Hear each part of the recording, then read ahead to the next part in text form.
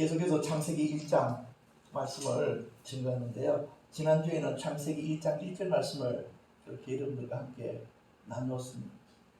오늘 창세기 1장 2절 말씀을 그렇게 함께 나누려고 합니다. 다 같이 한번 읽어보십시다. 시작. 땅이 혼돈하고 공허하며 흑암이 깊음 위에 있고 하나님의 신은 수면에 운행하시느니라. 아멘. 저는 이게 한 십몇 년 전에 한번 제가 창세기 1장을 이렇게 은혜 가운데서 이렇게 강의했던 부분이기도 하고요. 지금 이렇게 다시금 이렇게 강의하면서 그때 하나님께서 제게 이렇게 깨닫게 하시고 열어주셨던 어떤 말씀의 영역들이 또 다시 되살아나는 것을 이렇게 느끼고 경험하고 있습니다. 오늘 말씀을 듣는 여러분들에게도 정말 지혜와 계시의 영이 임하여 말씀의 깊은 것들을 이렇게 깨닫고 취하는 그런 시간들이 되시기를 기대합니다.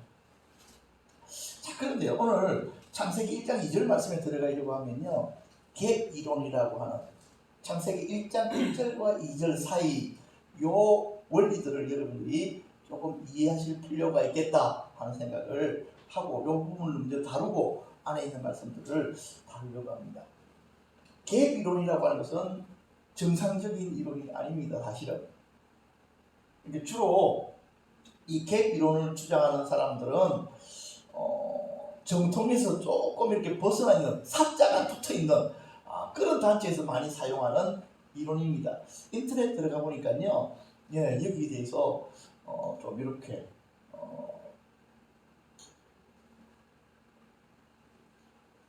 이야기들이 좀 많이 있더라고요. 그 사람들이 이야기하는 것은요, 창세기 1장 1절은 하나님의 창조다. 그런데 창세기 1장 2절은 하나님이 심판하셨다. 뭐 때문에? 사탄의 범죄로 인하여.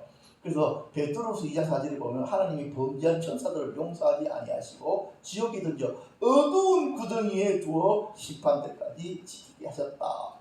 좀 더 보면 이 어두운 부분, 그렇죠? 어둠이 깊음 위에 있고 라는 말이 나오잖아요. 그리고 창세기 1장 3절은 하나님의 재창조의 역사가 나타난다 라고 그들은 이야기합니다. 자, 그러니까 창세기 1장 1절에서 하나님께서 모든 것을 창조 다 하셨다는 것입니다. 그리고 여기 보면 이중 아담론이라고 하는 것도 나오는데, 이때 하나님께서 모든 사람을 창조하셨지만 이때 창조한 사람들은 영이 없는 인간들이었다. 그래서 하나님께서 재창조하시면서 아담을 창조하셨는데 이 아담은 뭘 가진? 하나님의 영을 가진 사람이다. 이렇게 해서 이중 아담론이 나타나게 되는 근본적인 배경을 여기서 가지고 있고요.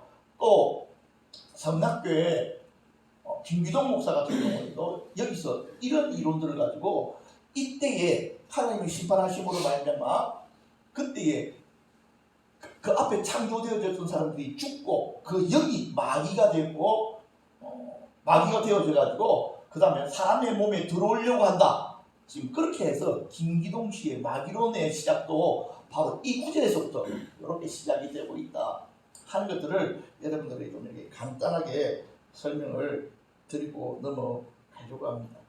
자, 그런데 창세기 1장 2절이 하나님의 심판이 아니라고 하는 결정적인 성경 구절이 있습니다. 그게 뭐냐니까요, 로마서 5장 12절 보십시오. 그러므로 한 사람으로 말미암아 죄가 세상에 들어오고 죄로 말미암아 사망이 들어왔습니다. 무슨 말이냐니까 하나님께서 이 땅을 심판하실 때는요, 근본적으로 어떤 역사가 먼저 있어야 됩니까? 아담이 만들어지고 그 아담의 타락 사건이 있고 나서야 하나님의 심판이라고 하는 것이 이 땅에 나타나게 된다. 그런데 그것이 아닌 상태에서 바로 이들이 갭 이론을 설명하고 있다는 부분들을 여러분들이 좀 보셔야 됩니다. 이 땅에 대한 하나님의 심판은 인간의 죄로 인함입니다. 그러나 천사들의 심판은요, 공중에 감금된 땅하고는 아무 상관없는 일들로 주어져 있다 하는 것을 여러분들이 이해하시면 되겠습니다. 자, 그렇다고 한다면 창세기 1장 2절은 우리가 어떻게 봐야 될 것인가? 창세기 1장 1절은 영의 세계와 땅에 속한 모든 것을 창조하셨지요. 그러나 1장 2절은 땅, 즉 물질 세상에만 국한해서 계시가 풀어지고 있다. 그래서 1장 1절은 전 우주를, 1장 2절은 지구만을 국한해서 이렇게 풀어내고 있다는 사실을 여러분들이 이해하시면 좋겠습니다. 현대인의 성경에 보면요, 지구는 아무 형태도 없이 텅 비어라고 아예 노골적으로 지구라는 단어를 사용하고 있습니다. 왜 이렇게 관심을 가지셨을까? 하나님은 이 땅에 만들어진 하나님의 나라에 집중하고 계셨다. 언제부터? 예, 창세기 1장 2절부터 그렇습니다. 자, 그래서 이제 오늘 말씀들을 좀 풀어나가야 될 텐데요. 땅의 속성에 대해서 우리가 좀 이렇게 봐야 되는데요. 땅이 혼돈하고 공허하다. 공동번역에 보니까 땅은 아직 모양을 갖추지 않고 아무것도 생기지 않았다라고 되어져 있습니다. 땅이 시작되어졌을 때에는요, 형태도 없고요, 아무것도 아니었습니다. 다른 말로 바꾸면요, 땅은 스스로는 아무것도 할 수가 없습니다. 오직 누가? 하나님께서 그 땅을 하나님의 의도대로 만들어 나가실 것이다 라고 하는 것이 사실은 이 말 속에 그렇게 숨겨져 있습니다. 형태가 없다는 의미는요, 로마서 9장 21절에 보면 토기장이가 진흙 한 덩굴 쪽 하나는 귀 있을 그릇을 하나는 철 있을 것을 만들 권한이 없겠느냐 하신 것처럼 하나님께서 이 지구라는 그것들을 하나님의 의도대로 그렇게 만드셨다. 이렇게 여러분들이 이 말씀들을 이해하시면 좋겠습니다. 자, 근데 말입니다. 근데요, 이 땅의 속성을 우리들이 공부해야 되는 이유는요, 우리가 뭘로 만들어졌습니까? 흙으로 만들어졌잖아요. 그렇죠? 그래서 창세기 2장 7절에도 보면요, 여호와 하나님이 땅에 흙으로 사람을 지으시고 생기를 그 코에 불어넣으시니 사람이 생명이 되어졌습니다. 그런데 문제는요, 이렇게 만들어진 자는요, 뭘 가질 수밖에 없다고요? 약점을 가질 수밖에 없습니다. 그래서 시편에도 보면 이는 그가 우리 체질을 아시며 우리가 단지 먼지뿐임을 기억하시미로다. 우리의 육신적인 특성은요, 뭐의 특성과 같다고요? 땅의 특성과 같다고요. 땅의 특성이 뭡니까? 예. 땅의 특성은 혼돈과 공허입니다. 인간들은 본질적으로 혼돈하고요, 본질적으로 공허함을 가집니다. 자, 이런 것들이 유행가 중에 여러분 혹시 이 유행가 기억하십니까? 송창식의 노래 고래사냥이라고 하는 노래가 있습니다. 그 노래는요, 술 마시고 노래하고 춤을 춰봐도 가슴에는 하나가 떡 슬픔뿐이네. 무엇을 할 것인가 돌아보도 보이는 건 모두가 돌아앉았네. 그러니까요, 이 가사 보면요, 모든 게 공허하고요, 모든 게 혼란한 거예요. 결론이 무엇입니까? 동해 가서 고래 잡으러 가자. 사람들이 이 곡을 굉장히 좋아했습니다. 왜 그렇습니까? 지금 나의 마음을 반영해 주는 것처럼 그렇게 느끼기 때문에 그렇습니다. 제가 이전에도 한번 설명했잖아요. 까미가 쓴 책 중에 이방인이라고 하는 책이 있는데요, 그 이방인이 가지고 있는 책의 핵심적인 내용이 인생의 공허함이에요. 그 공허함에서 탈출하지 못하고 결국에는요, 자살하고 만다고요. 그래서 그것이 인생이라고 그들은 이야기하고 있다고요. 그래서 많은 사람들이 이 혼란과 이 혼돈과 공허에서 벗어나기 위해서 몸부림을 친다고요. 그렇죠? 자기 인생은 더 이상 공허하지 않다. 내 인생은 혼란하지 않다. 내 인생은 뭔가 있다. 이것을 갖다 얻기 위해서 살지만, 그러나 죽음 앞에 서면 그들은 동일하게 고백한다고요. 내 인생 아무것도 아니야. 어디 앞에서 보니까, 죽음 앞에서 보니까 내가 지금까지 해왔던 모든 일들이 아무것도 아니야. 다 쓰잘데기야. 내가 이루려고 했던 것, 내가 이루었던 것, 그것들이 죽음 앞에서는 뭐하다고요? 공허할 뿐이야.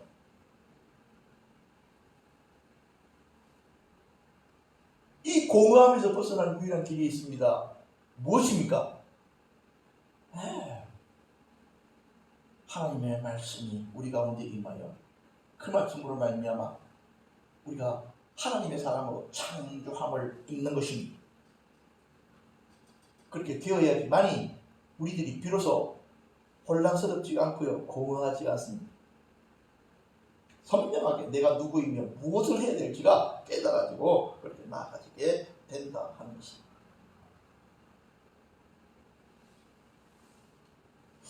고린도전서 15장 47절을 보십시오. 첫사람은 아담은 땅에서 났으니 흙에 속한 자이거니와 둘째 사람, 이 둘째 사람 누굽니까? 예수님은 하늘에서 나셨느니라. 무릇 흙에 속한 자들이 저 흙에 속한 자와 같고 무릇 하늘에 속한 자들은 저 하늘에 속한 이와 같으니 우리가 흙에 속한 자의 형상을 입은 것 같이 또한 하늘에 속한 이의 형상을 입으리라. 거듭남이라고 하는 것이 무엇입니까? 우리 속에 있는 아담의 속성을 벗어버리고 예수의 속성을 입는 것. 이것입니다. 그쵸? 네. 이것이 좋은 소식입니다.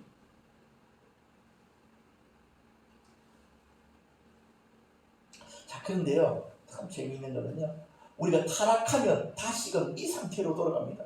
이사야서 24장 보십시오. 보라, 여호와께서 땅을 공허하게 하시며 황폐하게 하시며 지면을 뒤엎으시고 그 주민을 흩으시리니 백성과 제사장이 같을 것이며 종과 상견이 같을 것이며 여종과 여교인이 같을 것이며 사는 자와 파는 자가 같을 것이며 빌려주는 자와 빌리는 자가 같을 것이며 이자를 받는 자와 이자를 내는 자가 같을 것이라. 땅이 온전하게 공허하게 되고 온전히 황무하게 되리라. 영적인 의미를 보면요, 우리의 인생이 그렇게 되어버린다고. 하나님의 믿음에서 떠나면 다시금 뭐가 밀려 들어온다고요? 혼돈과 공허가 영혼에 밀려 들어온다.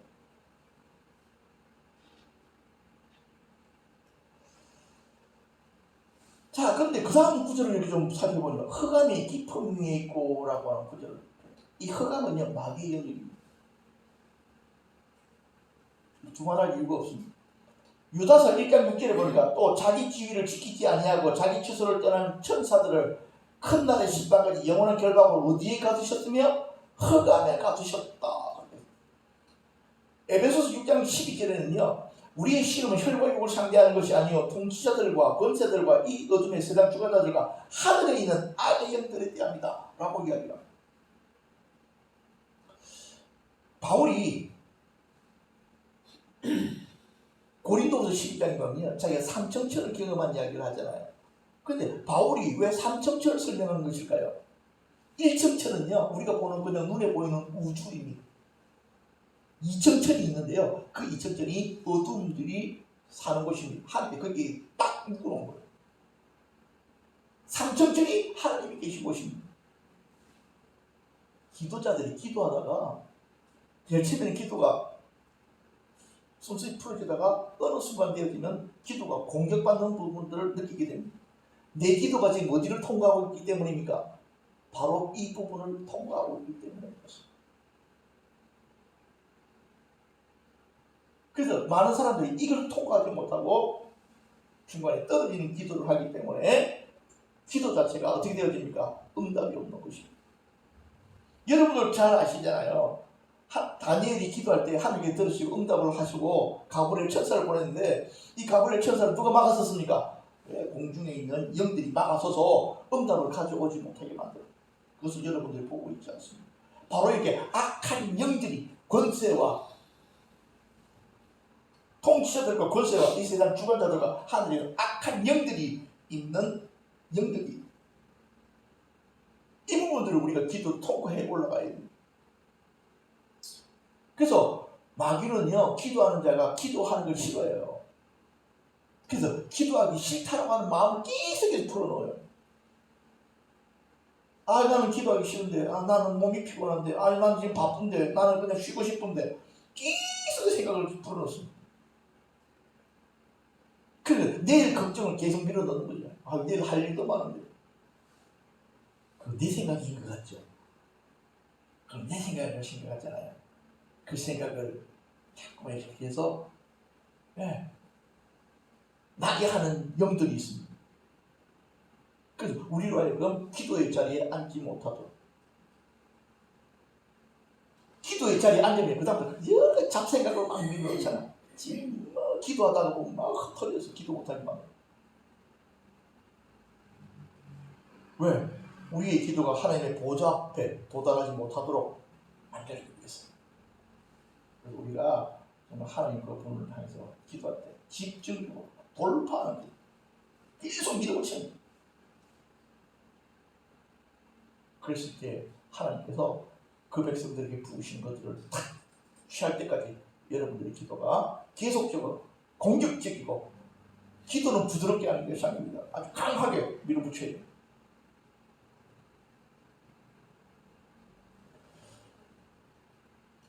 세 번째, 하나님의 신은 수면 위에 운행하시느니라. 하나님의 신은 성령님이시잖아요. 성령님이 천지창조에 함께 하시잖아요. 시편 104편 30절을 보면 주의 영을 보내어 그들을 창조하사 지면을 새롭게 하시나이다 라고 말하고 계십니다. 여기서 하나님의 신은요, 루아흐인데요, 숨결과 바람이라, 다른 말로 이야기하면요, 호흡, 후 하고 불을 때 그 숨결입니다. 하나님의 기운이 첫 번째 말입니다. 지금 이 성령님이 뭐만 하고 계십니까? 수면 위에 운행만 하고 계십니다. 기다리고 계십니다. 또 다른 말로 이야기하면 성령님이 이 지구를 이렇게 품고 계십니다. 뭐가 시작되어질 수 있도록? 하나님의 일이 출산되어질 수 있도록 기다리고 계십니다. 저는 이 창세기 1장 2절을 보면서 뭘 느꼈느냐니까요, 이런 거예요. 성령님이 기다리고 계시는구나. 성령님이 어떻게 하고 계신다고요? 기다리고 계시는구나. 자, 그래서 말입니다. 예수님께서 그 제자들에게 부활하시고 나서 성천하시기 직전에 무슨 말씀을 하십니까? 사도행전 1장 4절에 보니까 사도와 함께 모이사 있구나. 사도와 함께 모이사 그들에게 분부하여 이르시되 예루살렘을 떠나지 말고 내게 들은 바 아버지께서 약속하신 것, 그 약속하신 것이 무엇입니까? 성령으로 세례받는 것. 다른 말로 이야기하면 왜 지금 성령님이 운행하고 계신다. 너희들 주변, 너 위를. 그런데 그분이 너희들에게 어떻게 하시도록? 임하시도록 기도하라. 성령님이 임하셔야 생명의 역사가 나타납니다.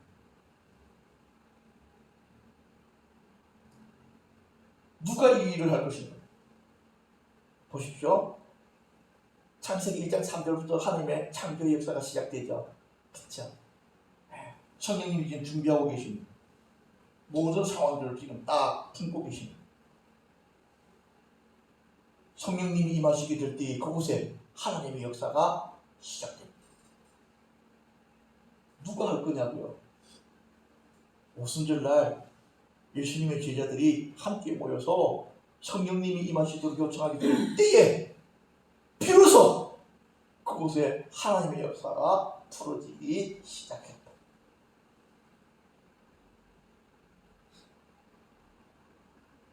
지금 운행하고 계시는 그 성령님을 우리들이 초대해야 됩니다. 어디 안으로? 우리 교회 안으로. 그렇게 하여 하나님의 새로운 일들이, 새로운 역사들이 시작되게 해야 되는 거예요.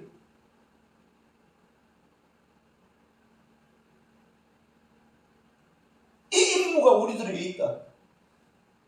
바로 이 일들을 위하여 우리들이 부르심을 받았다. 그냥 말로만 있는 하나님의 창조가 우리 삶에 구체적으로 나타나게 해야 돼요. 이 일은 하나님께서 행하신 것입니다. 하나님은 하실 수 있는 일이 지금 우리들에게 나타나고 있습니다. 그렇죠? 하나님의 새로운 창조 작업이잖아. 천지 창조는 하나님이 다 이루셨어요. 그러나 각 시대들마다, 각 상황들마다 하나님께서 일하고 싶어 하시는 거예요. 성령님은 계속해서 운행하고 계십니다.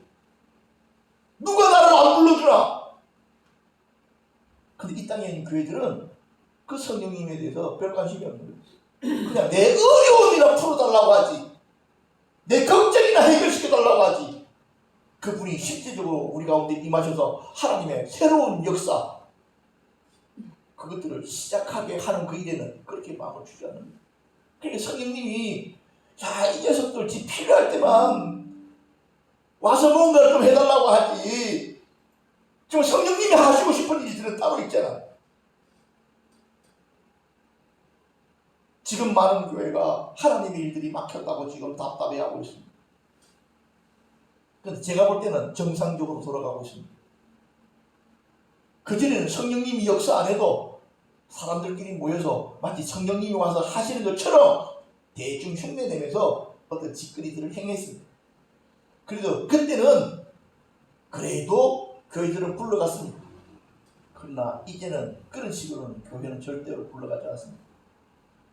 하나님께서 지금 믿는 사람과 제대로 믿지 않는 사람들을 분리하고 계십니다. 알곡과 가르기들을 분리하고 계십니다. 여러분 느끼시잖아요. 요즘 대충 믿던 사람들 신났습니다. 이제는 억지로 걸려서 교회 다녔는데 이제는 뭐 영상 예배 드리면 하고 이야기하면 다 잘 가는데 나 몸이 아파요 그러면 아무도 안 오는데 그들은 어싸 좋아 이제 내 마음대로 좀 살아보겠다. 어싸 좋아하기는 그게 좋은 거야? 좋은 게 아니지. 정신 못 차리는 거지. 지가 가라지라는 것이 드러나는데 뭐가 좋아 그게.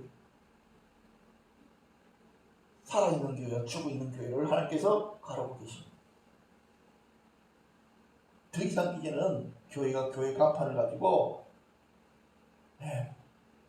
살아있지 않는 교회가 교회 간판 가지고 있는 것을 하는 게 싫어하십니다. 많은 사람들이 걱정합니다. 저도 걱정스럽습니다. 작년에 10,000개의 교회가 문을 닫았답니다. 올해는 또 얼마나 더 많은 교회들이 문 닫을지 모릅니다. 근데요, 제가 좀 심한 말을 할게요. 앞으로 더 닫게 될 것입니다. 살아있는 교회는 어떤 상황 속에서도 살아있게 될 것이고, 이제 죽은 교회는 더 이상 그 껍데기를 입고 있지 못할 것이다.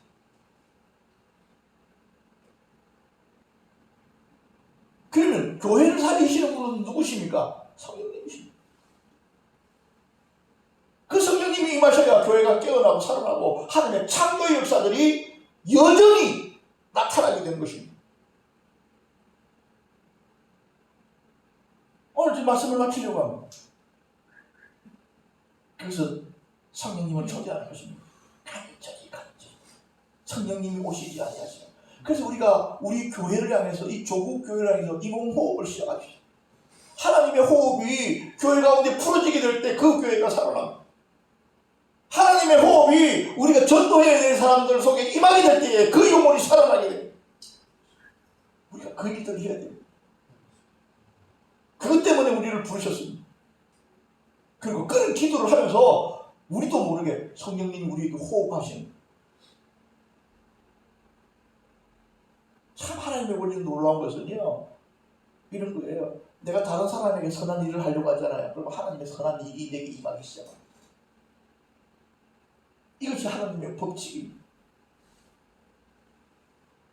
그래서 우리가 오늘 이 시간 우리 교회를 위해서 좀 집중적으로 기도하고, 하나님의 호흡이, 하나님의 기운이, 하나님의 영이 강력하게 임하셔서 역사하실 수 있도록, 그리고 여러분들이 막 기도하다가 막 성령의 불이 확 느껴져가지고 여러분 안에 부어져 있는 기름 부음에 불이 붙어가지고 막 열정적으로 사도가 될 수 있도록 그렇게 기도하시고, 지금 문 닫혀 있는 우리 조국 교회를 위해서 하나님께서 살려주시기 위해서 그렇게 강구하는 시간 가질 수 있도록 하겠습니다. 다 같이 정성으로 기도하겠습니다.